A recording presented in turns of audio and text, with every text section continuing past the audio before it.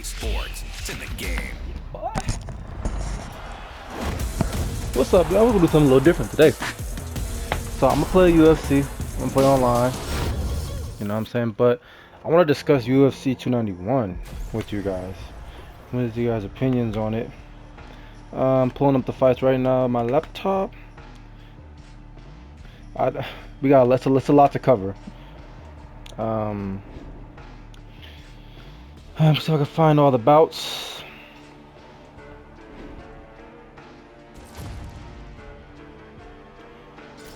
Okay, alright, so Miranda versus Priscilla. Yeah, that was a good one. You know what I'm saying? Armbar finish. You know, that one was, okay, but I wasn't really tuned in for those. I was kind of waiting for the later fights. Uros Medic versus Matthew Semelsberger. Okay, that was a good one as well. Great fight. I feel like everyone really deserves a great fight, to be honest with you. Besides, I'll tell you guys who I think doesn't deserve a great fight. Jack Matthews defeats Darius Flowers, second round submission. That was cold. This is around the time where I started really paying attention and watching, because I was playing the game while I was watching it to wait for the later fights, but then I started actually tuning in. So Jack Matthews, second round submission.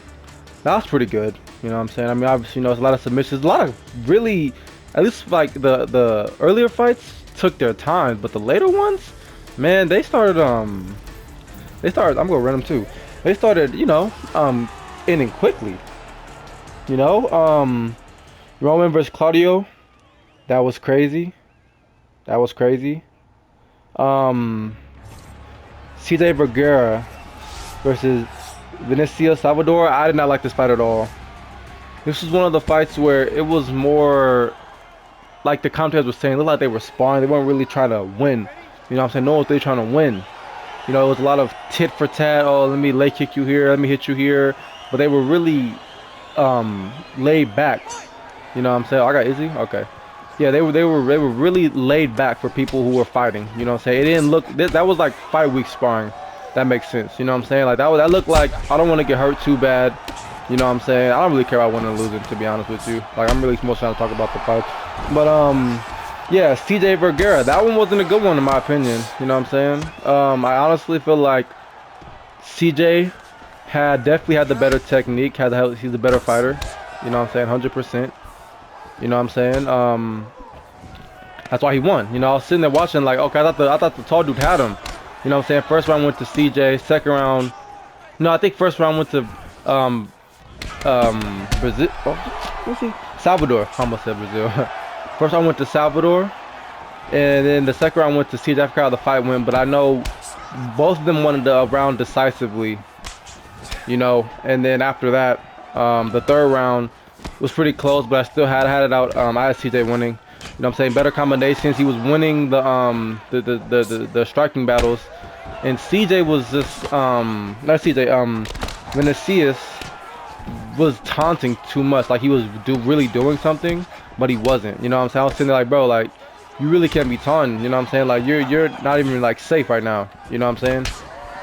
Like, you're really not safe, like, at all. Like, I don't know why you out here taunting. And he lost, and he was mad. I was like, what are you mad about, bro? You didn't go out there and fight like you wanted it, which he didn't. You know what I'm saying? You watched the fight, it was like he wasn't really even trying to like win, if that makes sense. You know what I'm saying? Obviously trying to win, but you couldn't feel it. You know what I'm saying? Like, CJ wanted it more, which is why he won. And yeah, he won. That was a good fight. I really like that one. Well, actually, no, I didn't like that one. What am I talking about? So I'm kind of trying to play the game and talk at the same time. It's a little difficult, I'll be honest with you guys. It's a little difficult, but yeah, that one, they just looked like they were just trying to play around, like nothing was on the line. So like a friendly sparring match. You know what I'm saying? In the middle of an actual fight. That one I didn't really like too much. That one was more, it wasn't really like a snooze fest, but it was just like, okay, like, do any of you guys actually want to like win, or do you guys just want to play around and kid? You know what I'm saying? But yeah, so that one was like the only one I was like, what the heck? The only one that I tuned in on. I just, obviously you're in the UFC, you're a professional fighter. You know what I'm saying? Us, you're entertainment. We expect you guys to be entertained and not like tit for tat. And I know you guys probably don't want to get injured or knocked out, but at the same time, you know what I'm saying? Like, that was, every chance you get to fight is a chance to prove yourself. You know what I'm saying? It's a chance to make yourself more known. If they if one of them would have got a crazy knockout, you know what I'm saying? You know how much that does for them? So yeah, honestly, that one was okay. But the card itself was a banger. You know what I'm saying? Whoever put this card together, props to you, because like it really was good. Like I was sitting there with my cousin watching it. Get him out of here. I was sitting there with my cousin watching it, like, wow, this is great. Moving on to the next fight, Gabriel Bonfim versus Trevin Giles. I'm an American. I wanted the American to win, but Gabriel Bonfim seems to be the truth. He seems to be like, he's like what, 15-0, all like, I think like knockouts or all finishes or something. They said something crazy like that. This guy is the truth. Let me see, Gabriel Bonfim. Yeah, Gabriel Bonfim. Let me see. 15th pro fight at 25 years old. Yeah, and that was an amazing. We tried to get up, put him right into the guillotine. That was an amazing trap. I wouldn't say trap, but it was kind of a bait. He let him get up a little bit, got the arm around the neck, and just fell backwards, and there was nothing he could have done. He could have wiggled it out. He could have wiggled, but in all honesty, he was stuck. That was tight. That was very, very tight. And that one, I was expecting it to go a little longer. You know what I'm saying? Because Trevin Giles obviously is better than that. I wasn't expecting him to get finished that quickly. 16-5. But you never know. Anything can happen. That's why I just couldn't believe it. What's going on with this game? Okay, well, I guess we're really gonna sit here and discuss UFC 91. It doesn't really matter to me. Like I said, I really don't care about playing, But yeah, Trevin Giles got finished really quickly. Wasn't really expecting that, but it happened, and that's kind of what happens sometimes, unfortunately. Let's move on to the next fight. It was a great win, Gabriel Bonfim. I wanted them to stand a little bit more because they were talking about how good he was all around, but for him to get the quick submission, amen. Amen. Kevin Holland versus Michael Chiesa. This was a crazy one. Kevin Holland submitted a jiu-jitsu fighter. Everyone knows Michael Chiesa's jiu-jitsu is a lot better than Kevin Holland's, or at least that's how Kevin Holland makes it seem, because Kevin Holland doesn't even like jiu-jitsu. He said it.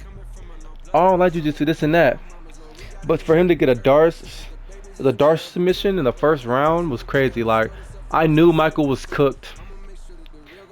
Don't talk about my mother, dude. I knew he was cooked because the way how he was striking, he kept putting his head down. I was like, bro, Kevin is gonna catch you with something. You can, as a fighter, you should not put your head down. That's the worst thing you could possibly do. And he kept doing that. So he hit him with that knee. It didn't even land. He just fell to the ground. Like, it landed a little bit, like kind of grazed. It landed a little bit. He fell to the ground, got put in the darts, got submitted first round. It was tight too. He was not getting none of that, which is why he tapped. But I'm happy for Kevin Holland. Kevin Holland is one of my favorite fighters, favorite strikers in the UFC. In all honesty, I want him to get up there, to the top guys again. You know what I'm saying? He ran the Hamzat, got finished. People kind of forgot who Kevin was. He got a knockout, I think it was March, April this year, and got another one, or a submission, another win. So he's on his way back up, and I'm happy about that. Because he really is one of my favorite welterweights. One of my favorite welterweights, honestly. He really is. The striking is just insane. I love it. Long arms, striking's unorthodox. He has that fighter mentality, and he's fun. He knows the way around the mic. Who doesn't? Who doesn't like Kevin Holland? Honestly. Bobby Green versus Tony Ferguson. Oh my God. In all honesty, this one was.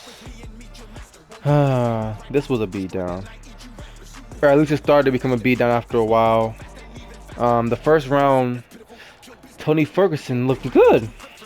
I was saying, okay, Tony Ferguson, you know, you look pretty good. You know, you're over here, you know what I'm saying, striking. You look fast. You look good.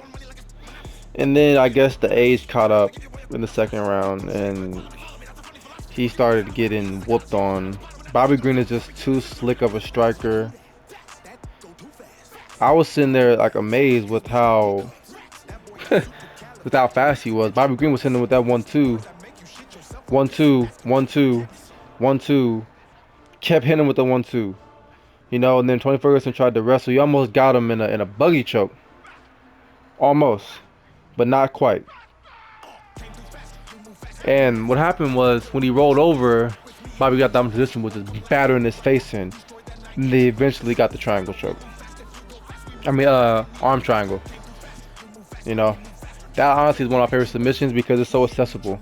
You know, I knew he had it in because he had it tight around the neck. All he had to do was just get his legs free to really lock it in. When he got his legs free, I was like, he's done. Like, I knew he was kind of done from even when his legs were trapped in half guard. But as soon as he got him free, that was it. You know, Tony Ferguson went flat. You see in his hand, he was fighting, and his hand just went limp. He was out. You know, he was out. You know, but yeah, Tony Ferguson I think needs to retire. This is his 6th consecutive loss. He just people kind of his name and his how do I say this? His name and his 12-fight win streak that happened years ago is carrying him, but he needs to hang it up because at this point it's just getting bad. Like the Justin Gaethje fight was really the last fight he should have fought in the UFC, but they keep booking him because of his name. They know he's a crowd favorite. But I mean, when does his health start to come into play? He's not gonna be well, you know, if he keeps fighting because he just keeps getting beat up. 1-2s, 1-2s, 1-2s. You know, it's the head damage, and it keeps going. I know Bobby Green has a lot of fights, but Bobby Green is slick. Bobby Green really didn't get touched up. He got touched a couple times, but he didn't really get touched like he touched Tony Ferguson. He couldn't knock out Tony Ferguson, but he was still hitting, lighting him up. 1-2s. Different combinations, you know, body strikes, leg kicks. He was lighting them up. You know, and that karate stance or that wide stance he has is really good. Allows him to get really, really far. Really, really, really good fighter. Bobby Green is. You know, 36 years old. He's nice. He's nice. Tony Ferguson needs to hang it up. I think Tony Ferguson is like, yeah, definitely is. I think late 30s, right? Yeah, 39, bro. Hang it up, bro. Like, this is just getting bad at this point. Like, Justin Gaethje changed this man's life, and he needs to quit it. We're gonna get to Justin Gaethje a little later, though. We're gonna get there. Derek Lewis versus Marcos Rogerio. I was expecting a man. Derek Lewis came out there with that flying knee. Boom. Hit him with that flying knee super hard. Bam. All right. Oh my God. I didn't believe it. I knew he was done. I thought Marcos was gonna survive because the fight had just started, but that knee when they replayed it landed so flush. Another quick fight. I couldn't believe it. I was like, are you serious? Because Derek Lewis has never done, like, he's done stuff like that, but like, I don't know, it was something different. Like at the beginning of the fight, just ran up. He said he didn't know he was gonna go in and do that. He just did it. He's like, let me try some bullets and see if it lands. And it landed. And he knocked him out. To a TKO. You know, bam, bam, bam, bam, on top of him. You know, at that point, when there's a big man like that beating on you, there really is no getting away from it. But I was expecting the better fight because they try to hype up this Marcos. I know Marcos is good. They try to hype him up to be like some type of like threat to like the heavyweight division. And if you're getting knocked out like that, you know what I'm saying, I don't really, you know, like see it. You know, he's 38 years old. You know, I think, you know what I'm saying, I think that might have been, you know what I'm saying, not it, but, you know, Derek Lewis 38 too, but he just got a first round knockout. He looks better than ever. He's more in shape than ever. You know, I was expecting for him to throw hands. He didn't throw hands. This man took his shorts off and talking about some, you know, my balls is out. Y'all know how Derek Lewis do, man. Right around the ring with his pants off. You know, my balls is high, you know that? Ricky Rose the Boss. That's what you remind me of. Ricky Rose. Like a taller Rick Rose. But not for real. Derek Lewis is that guy though. You know what I'm saying? Like, you know what I'm saying? Definitely one of my favorite heavyweight fighters. You know, Derek Lewis. Amazing fighter, to be honest, in general. Uh, yeah, that was a good one. And then we got Alex Pereira versus Jan Blazkowicz. Okay, this one was a grappling match, but this one was really fun. I really enjoyed how Alex Pereira showed his prowess, or his how do you say it? Showed his improvements on the ground versus a wrestler like Jan Blazkowicz, who was a black belt in jiu-jitsu, was holding down the whole first round. I thought Alex was gonna get submitted, but Alex showed tremendous like, how would I say this, poise and technique. And it was just a joy to watch because he looks fuller too. I know it's like you see him fight 185, he has his abs showing. His abs weren't showing against Jan Blazkowicz. You know what I'm saying? So I think that added, or that like less of a weight cut really helped him out. You know, he looks more full on fight night, which is good for not only him but good for his brain as well. Even during the weigh-ins, you know what I'm saying, he still looked like, you know, more full. You know, so yeah, in all honesty, I think Alex Pereira is definitely gonna cause some issues if he beat not a grappler. And he tired out. They were both tired, but his striking, his leg kicks, bam, bam, bam, bam. Alex Pereira's striking is so good. Literally, is so good. Those leg kicks come out of nowhere. He's still powerful. Only thing about Alex Pereira is that he gets tired very easily. If he just had better stamina, he'd be a killer. Because if he was able to pour it on during that third round, maybe the added weight probably made his stamina go down a little more. But if he was able to pour it on more, he would have for sure killed Jan, because Jan was gassed. Jan was panic wrestling. But I'm glad they got it right. Alex Pereira definitely won that one. Not decisively, obviously it was close, but Jan didn't really do nothing on the ground, you know what I'm saying, besides a couple submission attempts. You know, that's really like not gonna get you like a win. Alex Pereira did more damage on the feet, the leg kicks, the body shots, the combinations. He tired out Blazkowicz, and that's why he won. And that was actually a good one. And then let's go. Ooh, the BMF. Oh my God. I wish you guys could have saw my live reaction. If you guys know who Marshall Mind is, look up Marshall Mind's live reaction to this knockout, and I literally looked the exact same way. Dustin Poirier versus Justin Gaethje. I was waiting for this one the whole night. The BMF belt was on the line.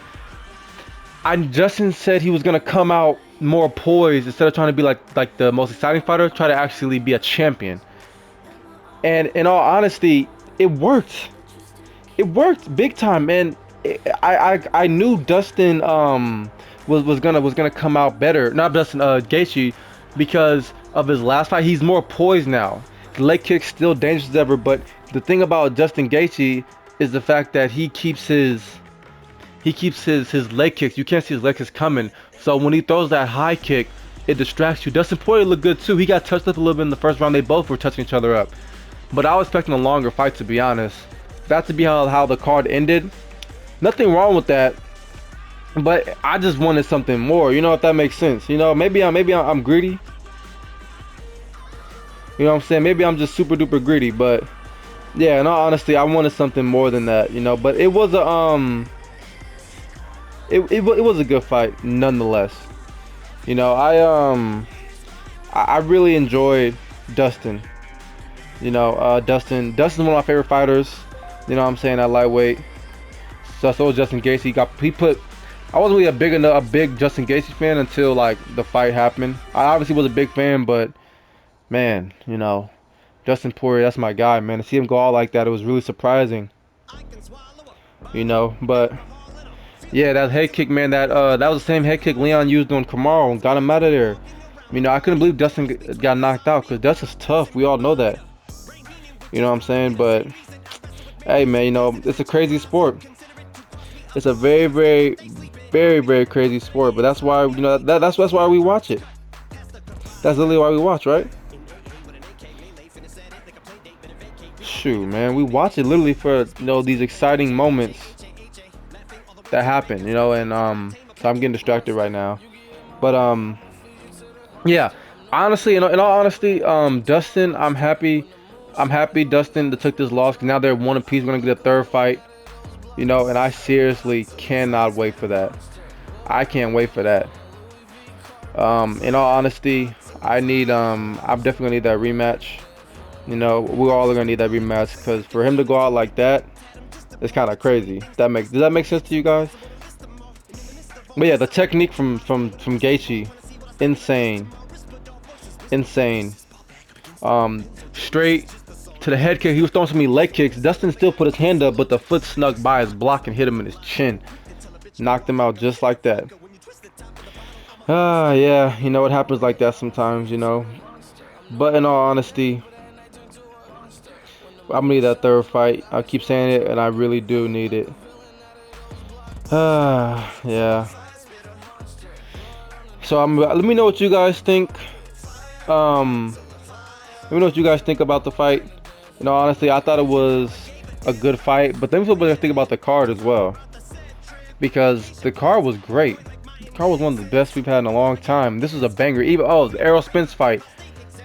Errol Spence got the brakes beat off him by Terence Crawford. Terence Crawford is too good. He's him in that division, undisputed. That was the beat down for 9 rounds. I wish they would have ended it sooner. Just say my man's the embarrassment. Yeah, what a crazy fight. That wasn't really crazy. That was more like a beat. It wasn't really a fight. That was a beat down, you know. But yeah, so listen. Let me know what you guys think about the UFC 291. About Terence Crawford, Errol Spence. Honestly, Terence Crawford is too good of a counter striker. Errol Spence surprised good pressure. He was applying pressure the whole fight. But when you can't catch Terence Crawford and you can't hit him hard enough to rock him, he's not feeling you. He's a counter boxer. Counter boxers can take hits and strike back, and that's what he was doing. He was doing that to him, and in all honesty, I wish it had happened like that, but you know, someone had to lose, someone had to win. I like both of them. But yeah, it was a great sport. It was a great night for combat sports. Hope you guys enjoyed this little breakdown, UFC 291, and then the boxing breakdown. Yeah, whenever like a big card happens, I always do these little breakdowns over UFC 4, even though my game stopped working. You know what I'm saying? Let me know what you guys think. Let me know your comments. Let me know all this. Let me know your thoughts. Let me know what you guys want to see next. I want to see Alex Pereira fight for the chip. In all honesty, if he beat a wrestler, I mean a grappler, then shoot, he has a good chance to get a light heavyweight champion. And then that means Izzy can move up and fight him there. I want to see Dustin Poirier. I want to see Justin Gaethje fight for the championship soon as well. He not fight for championship. Fight Charles. I think now Charles is gonna go for the belt after whoever Islam and Charles, whoever wins between that. I want just to get you to fight them next. That's what I want for the future. So yeah, hope you guys enjoyed this one. Catch you guys next time. Like, subscribe for more. Holla at your boy. Yeah.